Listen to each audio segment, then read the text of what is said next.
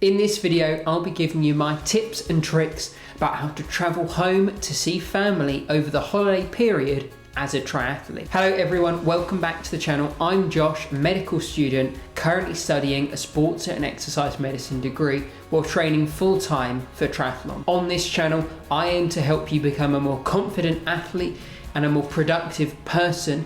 And so if any of that sounds interesting to you, please consider hitting the subscribe button below. If you're anything like me, the holidays can be a stressful period, and that's only made worse by thinking about our winter training. A big part of my holiday experience is going home for a few weeks to see my family and spend time with them, which I don't necessarily get to do throughout the year.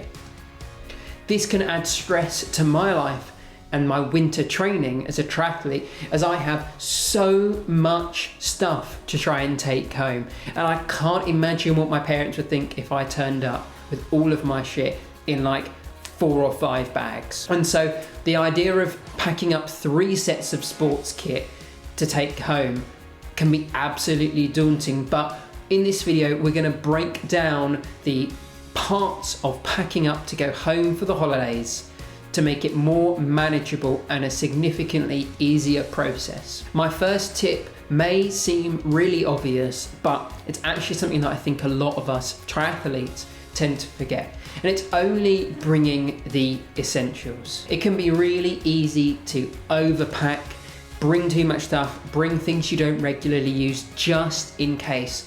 But if we can do without those just in case items, we can significantly reduce the number of things that we're going to be traveling with, and that is the easiest way to make this whole process more pain-free. In the months or weeks before you go home, start thinking about the pieces of kit that you use really often. And the easiest example to think about here is the pair of trainers that you use all the time compared to the pair that you use really rarely. By picking our everyday trainer and bringing that one home instead of our race day trainer, our Alpha Flies, our Next Percents, which we might not necessarily need for any of those efforts that we'd be doing in our normal winter training block, we significantly reduce the number of things and make packing those things much easier. Our next tip is to think about the training that you're going to be doing. Be really realistic about the volume that you're probably going to be getting in. So don't pack too much because you're overestimating the amount of training that you're going to be getting in. Think very carefully about the divide that you'd like to have between the amount of time spent with family and the amount of time training.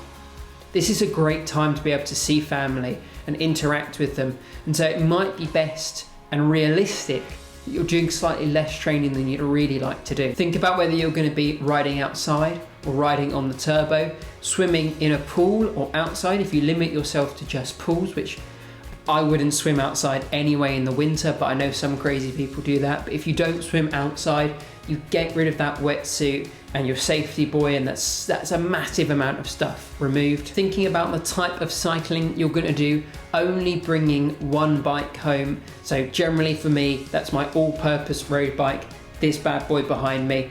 That's what I bring home with me, as I know that I can do pretty much whatever I want, especially if I'm stuck on my slightly thicker, slightly grippier winter tyres. I can get away with quite a lot on this bike. And that's in stark contrast to something like a TT bike or a triathlon bike, which would be mostly useless for a lot of the training that you might think about doing over the Christmas period. So like I said, plan the training out roughly. It doesn't have to be very specific, but a rough plan can help to understand the types of things for each sport that you could need, so you don't end up missing things and also don't end up bringing unnecessary things. So you're bringing just the right amount and just the right specificity of equipment needed for your winter training. By no means am I an expert packer, but I think I have a slight leg up, especially when it comes to packing triathlon kit with the frequency that I have to do it. I've got a list of simple tricks, starting with laying out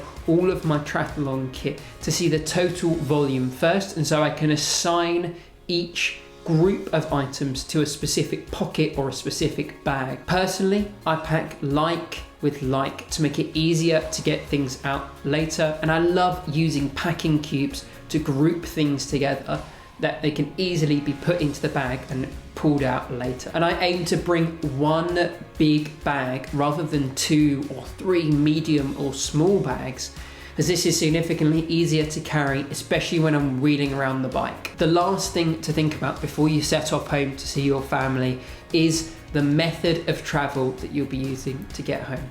And obviously the easiest thing would be if you had your own car, as you can just chuck all your stuff in it. You don't even have to worry about the amount of stuff that you're bringing in it. You can just pile it high and drive home to see anyone you would like.